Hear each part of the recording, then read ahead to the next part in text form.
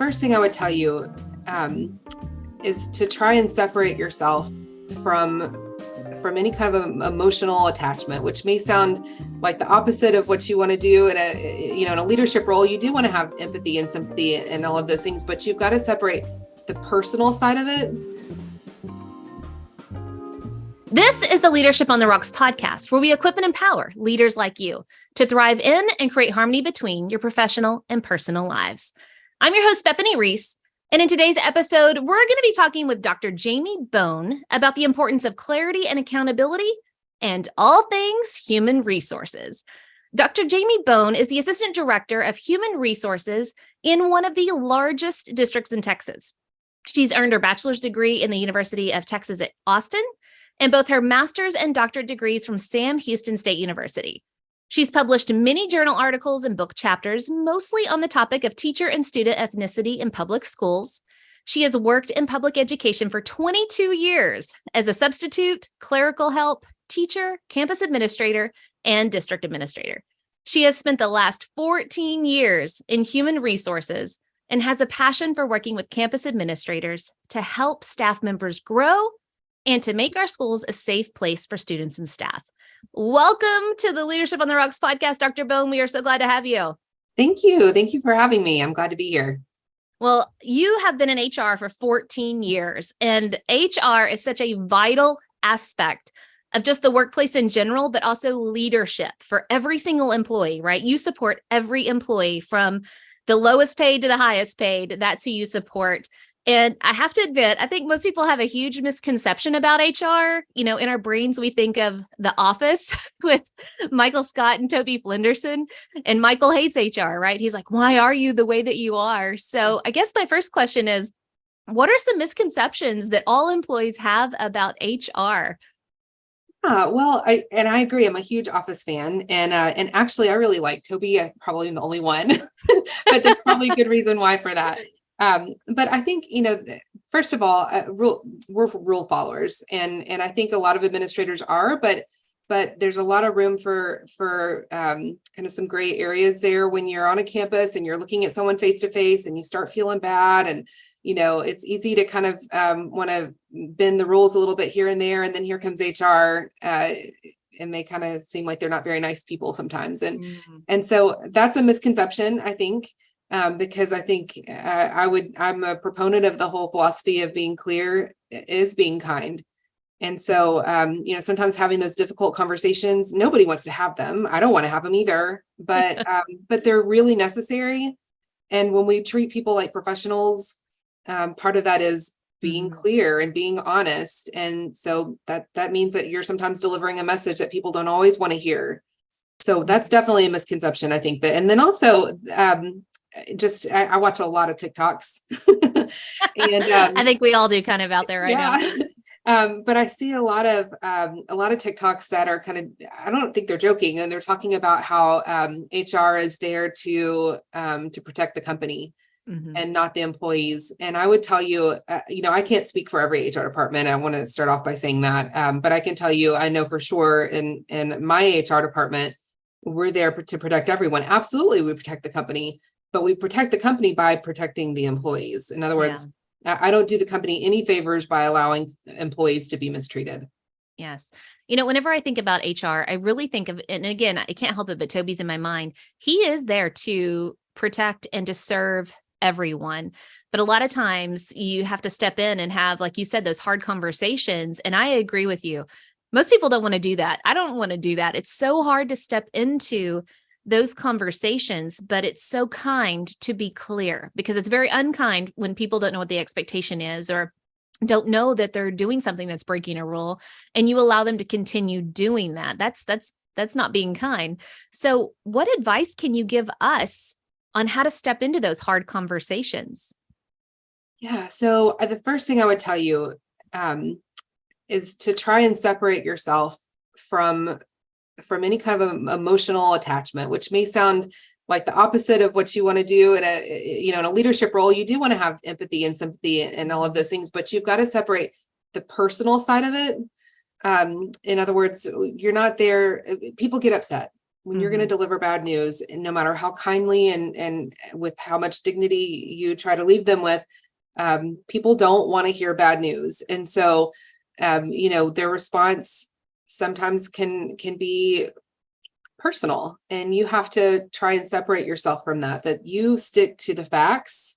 We're not getting off into our feelings on how you made me feel when you yelled at me yesterday, or this is all about the conversation that you need to have with somebody. And so you've got to separate those personal feelings. It's really not about you. People's responses often are just human nature. I mean, they're upset, and so they're going to respond in a certain way, and you have to separate yourself from that. So that's the first piece. I think I'm going to have to pray about that one, to separate, because so often in those conversations, people want to go tit for tat, right? They just want to win the argument. And so absolutely. I know for me personally, praying before I have these conversations, remove me of self, so I don't give in. So I respond and don't react. So that is such great advice. What were you going to say for number 2? Well, I was just going to say, it's interesting that you said pray. I mean, I'm not in a position to tell everyone else that they need to, but I can tell you that, you mentioned I work in a public school district, and so I often have to get in my car and drive across the district and then go have a hard meeting with an employee. And regardless of whether I think it's going to go well or not, the first thing that I do is, before I even get out of the car, I'm sitting in the parking lot, and I have a long, calming prayer session, which is all about, it's all about, doing what's best for the employee, doing what's best for students, asking God to give me guidance through that. And then ultimately that I'm delivering this in the most kind, but direct way possible. And like I said, I'm leaving them with their dignity. Nobody likes to hear bad news, but that doesn't mean that I don't have to shame them in delivering that. There's a right way to do it. Absolutely. So, we talked about stepping into hard conversations, having prayer before you go into that. What if in the middle of that hard conversations, things really start to go sideways? Can you give us advice? And especially, I want you to think about it this way. I mean, everybody listening, not everybody has an HR department. So we're talking from leaders to, I don't have an HR department and I got to step into this hard conversation, all the way to, I do have an HR department. If I step into an accountability conversation where I'm delivering some news as the best way I can, and it really goes sideways, how do we handle that? What's your advice for what to do if it really starts to go south? Let's say they get really emotional, start yelling, cussing, or maybe even physical. What do we do there? Yeah. Okay. Well, just prior to it getting to that, I would tell you that I always just write down some bullet points. You don't want to write down a whole narrative of exactly what you're going to say, but some bullet points so that you can stick to them, because it's really common for employees to try to sidetrack you. And I'm not even sure if they're doing it intentionally. Sometimes they are like, let's talk about what you did then. Yeah. Or let's talk about, you think I'm bad. You should see what my next door neighbor does, and they're trying to sidetrack the conversation. And I always my advice is always to bring it back to those bullet points. You want to talk about these 2 or 3 things, and let's bring it back to that. So when they start trying to sidetrack you, then the response is, I'm glad you're bringing this up. We're going to talk about that another time. Let's set an appointment for that. But this meeting is to talk about these 3 things, and then bring it back to that. Nice. Make sure that those things that you're talking about, that you can state them concisely and clearly, so that there's no question what we're talking about here. There's sometimes I think people are trying so hard to deliver the news softly that they water and muddy it down so much that sometimes the employee sitting there looking at you like, what is happening here? And you just need to say, like, we're here to talk about 1, 2, and 3. Yes. And then I would tell you such great advice. Yeah. And before that, I would tell you that even when you tell the employee that you want to meet with them, I just like to be straight up. I don't like secrets or surprises. So if I'm ever going to meet with an employee, they know that Jamie Bone from HR is going to be there. There's no surprises. They don't walk in the office and surprise HR's there. I mean, I just think that's mean and unkind. So I would say the same thing, even if you don't have an HR department and you are there on your own, then I would just be real clear. I need to speak with you this afternoon about your arrival times or whatever. Yeah. So there's no question when they come in, they know what they're there to talk about. Otherwise, you have people who are sick to their stomachs and getting worked up. And sometimes it's not even that big of a deal. We just, here's what we're talking about. So all those things I think can help eliminate people getting worked up to the point that they start screaming and yelling and cussing, but sometimes that happens anyway. I would tell you the next piece of advice is to listen. I think that's probably the hardest quality that a leader has to develop, is to close your mouth and listen. Because we're all used to when you have those innate leadership abilities, then it's just, at least in my nature, it's in my nature to like stand up, let's get things done. I've got, I need everyone to do these things. And really, it's really important to close your mouth and listen, because sometimes what you think is happening is not what's happening. It doesn't change the policy or procedure that you need them to follow, but it might give you a better understanding of why these things are happening and what you can do to help support them, to help them be successful. Because that's your job as a leader, is to help your employees be successful. It's not just to, make everybody toe the line. What can you do to help your employees be successful? That only benefits you, because when your employees successful, your company's going to be successful. Yeah. I've always kind of in my mind, there's three things that I focus on personally. One, it's my job to be clear in the expectations. Two, it's my job to support you in gaining the skills so that you can be successful in meeting those expectations. And then three, if you're unsuccessful, then we got to figure out something else. But the first two are on me. That is a leadership, weight that I need to bear. And I think so often we jump to number three. Well, they're not doing a job well. And I'm like, well, did you give them clear expectations? Did you train them? I am shocked at the amount of people that don't train others on how to do a job. It's shocking to me. Well, you know why, Bethany? I think a lot of the times it's because when we get to a position of leadership, it's because we were really good at our job. So it's really hard for me to understand when I was great at classroom management, it's hard for me to teach you how to do classroom management. Don't you just know? Because that's kind of how it was when we walked in the classroom, but it's because we were good at it. So it takes some development on the leader's part to really decipher what exactly the problem is, and then how to help grow somebody in that. So and then true. Your initial question was, so what happens if it really goes sideways? So all those things, I told you that in advance because I wanted you to know that there's lots of things that you can do to try and be preemptive about that. You can help keep those things from happening. But once it does happen, you kind of have to judge it. I play it by ear. I will go back to saying I listen. Sometimes people start screaming and yelling and cussing. And if I don't feel threatened, sometimes people just have to get that out. It doesn't mean that that's appropriate, but, let's get it out and then let's talk about it. And sometimes people will calm down, they'll apologize, and they'll move forward. And you just don't say anything. Don't counter their points. Don't whatever. You just sit there and you really listen to what they're saying and really listen to how they feel.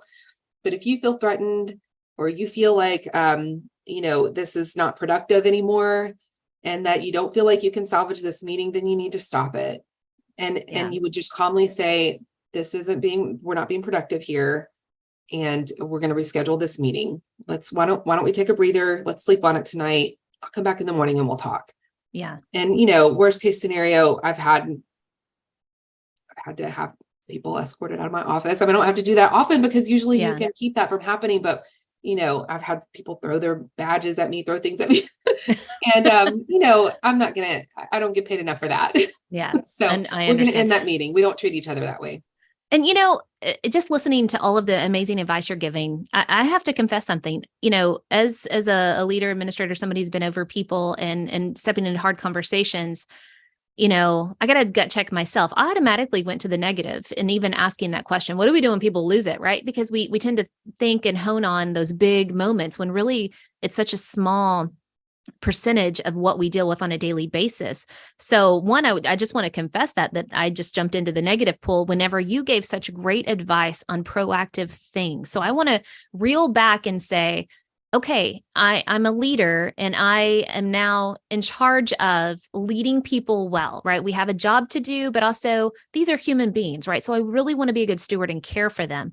So you mentioned such great things, but can you kind of wrap that up and say, what are those proactive actions? So what I heard you say was, one, just be clear with expectations.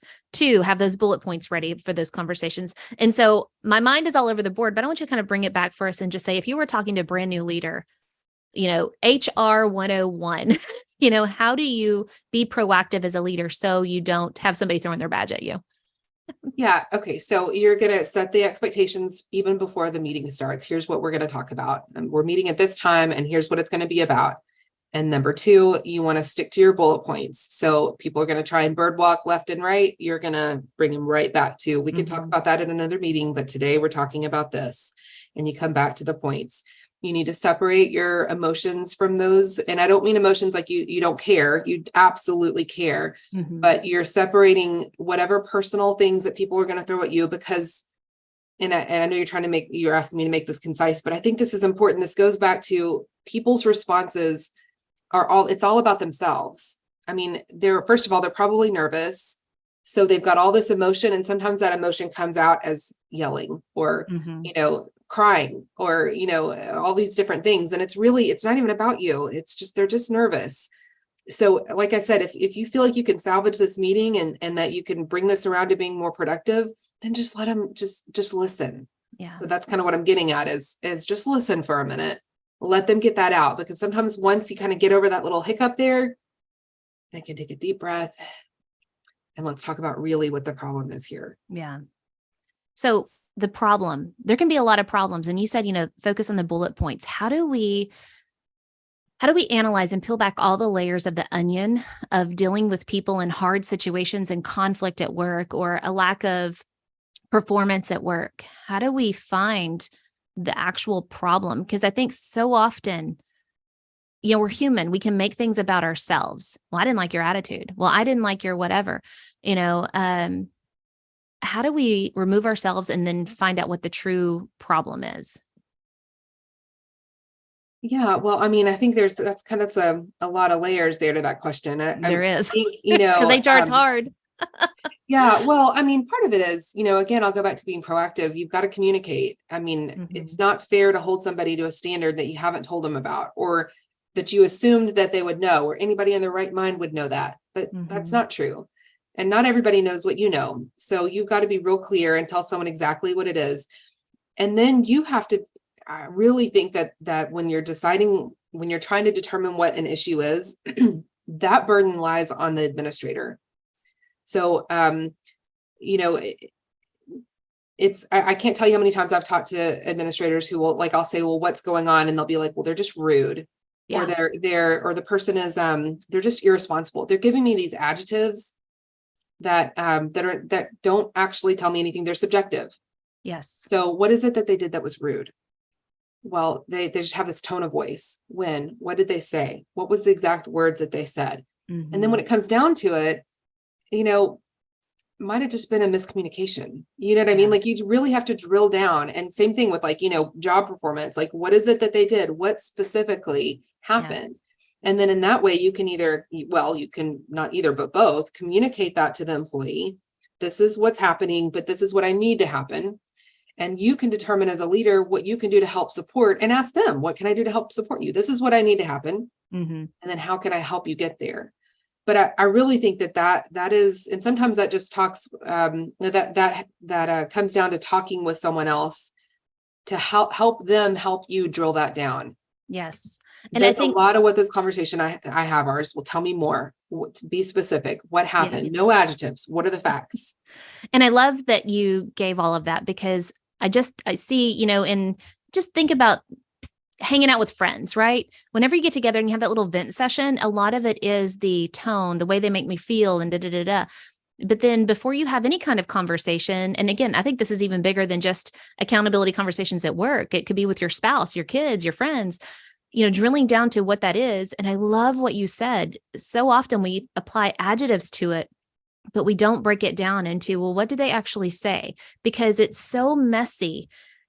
We add in our feelings, our stories. Brene Brown talks a lot about storytelling. So does, crucial accountability, crucial conversations. They talk about how we tell ourselves stories of how we fill in the gaps of unknown information, and we decide what they were thinking and what their intentions were. And that's not, and I think this is where HR really comes in to teach those skill sets of leaders.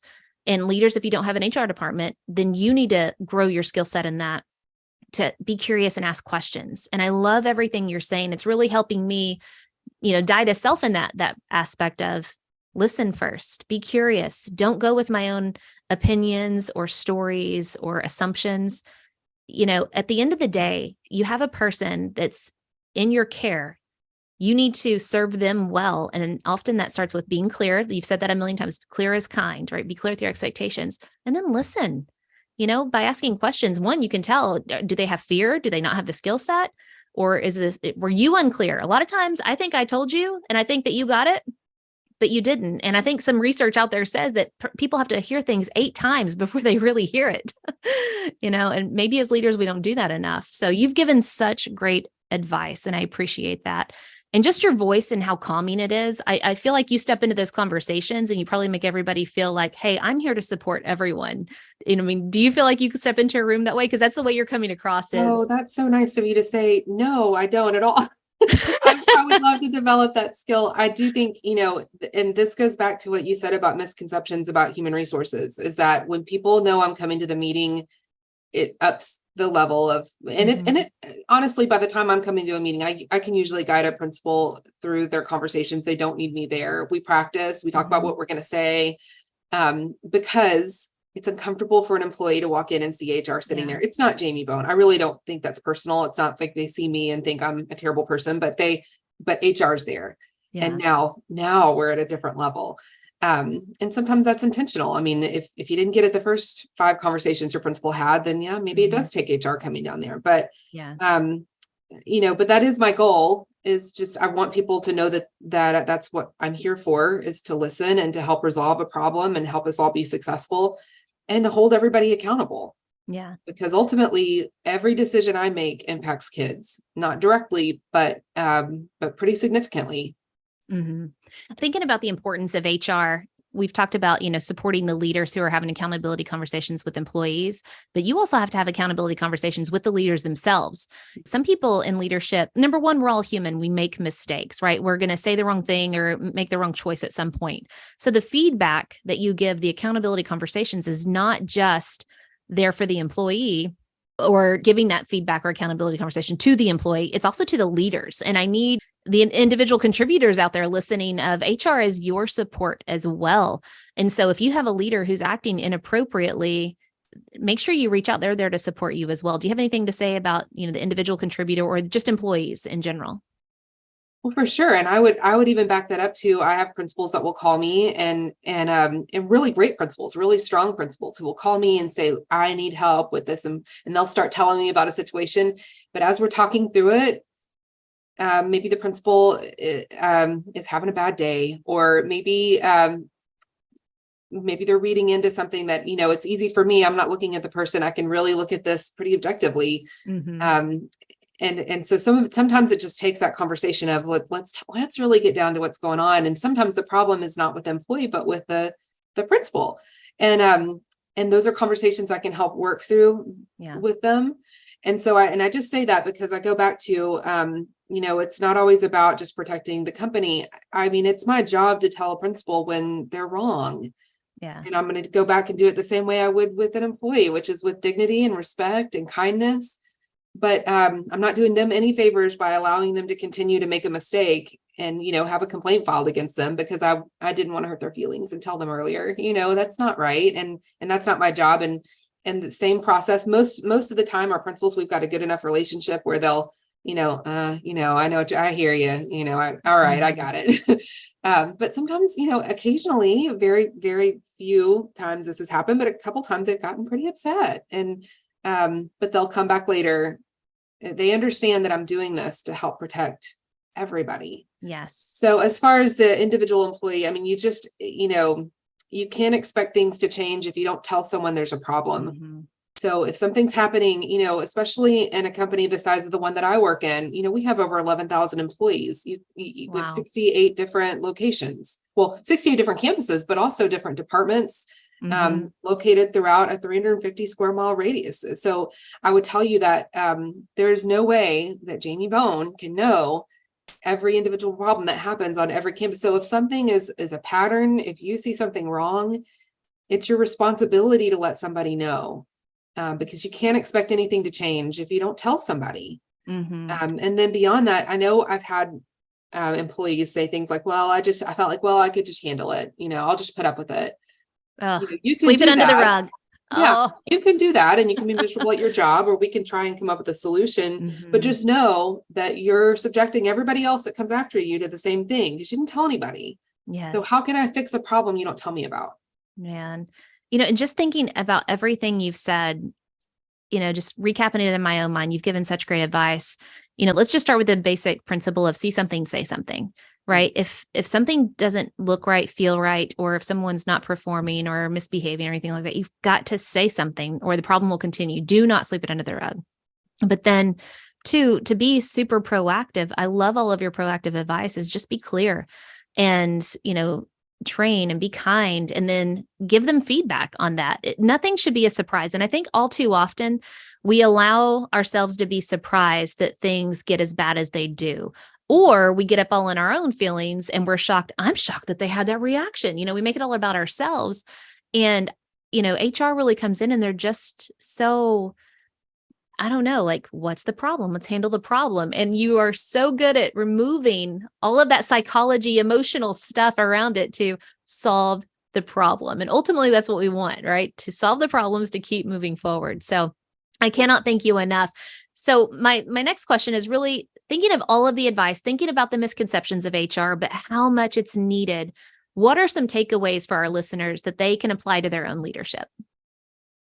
Yeah, well, I think the biggest one is to practice listening and really listening, not listen to respond, not wait for someone to stop talking so you can talk it back at them. Really listen. That's how you solve problems is you listen, because people don't typically come to work to do a bad job. And there may Mhm. be a few, but most people don't come to work to do a bad job. So if they're doing a bad job, it's probably because they don't know how to do better, or something's going on. There's some other, compounding incident that's going on that maybe you could help them with, or that you can work through. But you've got to listen. And if you let that emotion start coming out or taking things personally, it really takes away from really just getting down to what is the issue here and how can we Mhm. move forward? How can we make this right? Yeah, absolutely. Um, It can turn the issue about the leader and not about, whatever the situation was. for sure. And Yeah. yeah, that is And then such great advice. Listen. the second thing I would tell you is to communicate even when it's hard. Mhm. Um, some of these conversations that you're probably going to have in a leadership position are uncomfortable. And no matter how founded they are, like you might have done everything right. You've told them and you've communicated, you've given it to them in writing, you gave them a picture. I mean, like, you gave them all the stuff and they still didn't do it. Mhm. Um, you've got to communicate even when it's hard. Yeah. Things that you think that people should just know, people don't just know. We're all different, and that's what makes our company wonderful, is that it takes all of us. You could Mhm. not have a company full of Jamie Bones and be successful. It takes a lot of different kind of people, but in those differences, you're going to have these conflicts. And if you don't have those conversations, I mean, you're not doing yourself any favors. So communicate even when it's hard. Then the next thing I would tell you is to have grace. That doesn't mean make excuses for people. It doesn't mean let people bend rules, but people are going to have hard days. Somebody might snap at you. Somebody might take a tone with you that they shouldn't. If it's something they do every day, then yeah, that needs to be addressed. If it's Mhm. something that becomes a pattern, that needs to be addressed. But somebody has a hard day. Look, these are hard times. And Yeah. so we're all human. You're going to have a hard day too. And I think you would probably hope that someone would have grace with you when that happens. But I would tell you Absolutely. that that's such a benefit of having an HR department that's different, that's separate and apart from you, Mhm. because it is easy for me to sit here on this side of the phone and just look at this very objectively. There's no emotion tied to this. I mean, there is emotion in that I care about these people, Yeah. but I don't know them personally usually. And even when I do, I'm able to kind of step back away from that. I'm not directly involved in the situation that principal is involved in. So being able to have those conversations, and give them some grace. And then the probably one of the most important things I would say is that you've got to treat people with respect and dignity, even when they don't give you that same kindness, when they don't Mhm. give you that same respect and dignity. That's your job. And uh, my goal is always, we've got to accomplish some goals here. I've got to get some things done. We're going to do them in a certain way. We're going to follow the rules. Um, but when somebody whether they lose their job or get written up or what, all these disciplinary things that could happen. My hope is that a year later, when they see me, that they can at least say, well, I didn't like what she had to say to me. But I understand where she was coming from, Yeah. or at least, well, she wasn't mean about it. People don't always, like I said, they don't always forgive me, when they've made mistakes, because it is, let's be clear here. It's not me.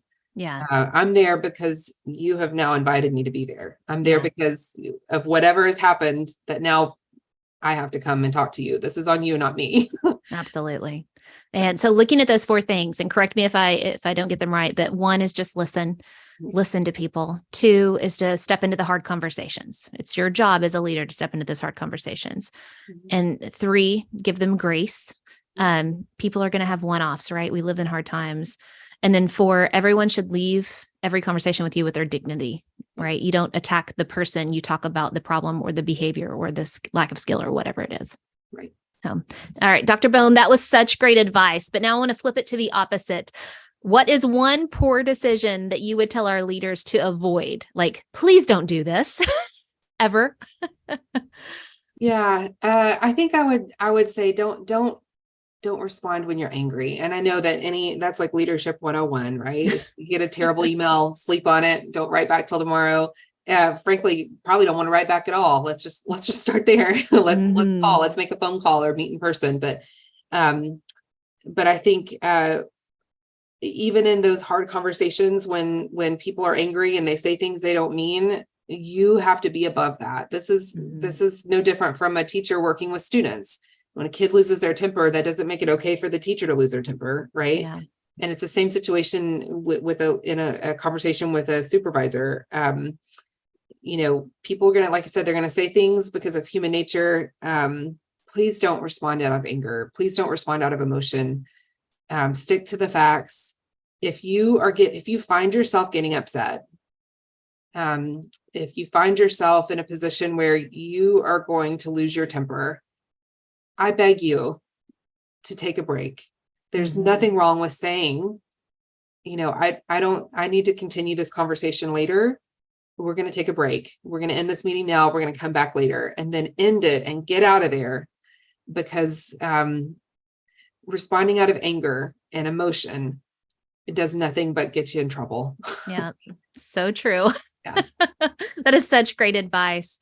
And, thinking about everything HR is so important, not just the department. And for those of you that don't have the department, it's okay.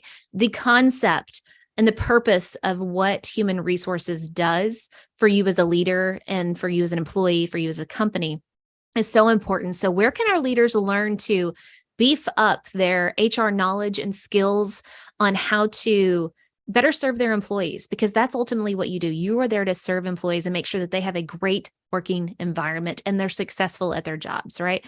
Where can I go to beef up my human resource knowledge and skills? Yeah. So, obviously human resources is more than just having hard conversations, but I think that's the hardest part of human resources. So, I would tell you, if you really wanted to beef up on the things that we've talked about today, you mentioned it already, crucial conversations and crucial confrontations. If you haven't heard of these books, and frankly, there's some pretty extensive staff development associated with those, not just the books, but they go along with the books. Those are really critical. And if you really listen and really apply yourself during those trainings, what you walk away with is being clear, like what we've talked about, and not adding your own stories, what you think is happening.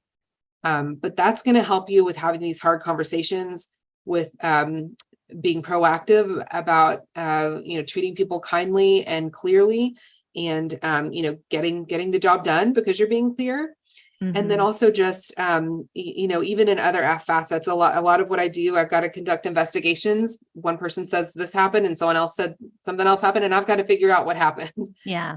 And having that knowledge behind me is so critical, because I've got to come at this from a really don't know what happened. I can't assume, because this person's always doing that kind of stuff, or because, you can't walk into an investigation like that.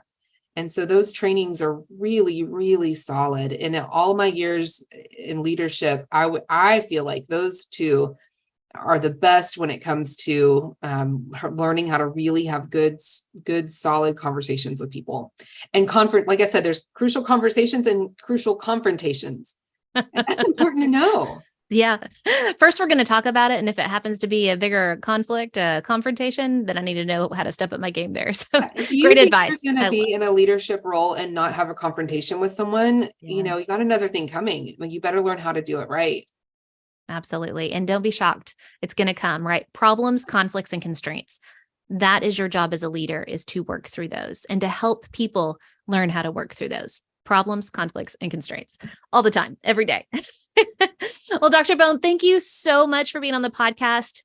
As always, you have just such amazing wisdom. Guys, make sure that you beef up on your HR knowledge and skills. It is so important in leadership. It's going to make you a better leader. It's going to help you have the confidence and skills that you need to step into those conversations. But number one, and I love Dr. Bone talked about this all the time, be proactive in all of that. So many problems can really not come to fruition by you being proactive with your skill set. So definitely beef up on that knowledge. All right, guys, until next time, continue putting in the work of building your life and leadership on the rocks, the essential rocks. God bless.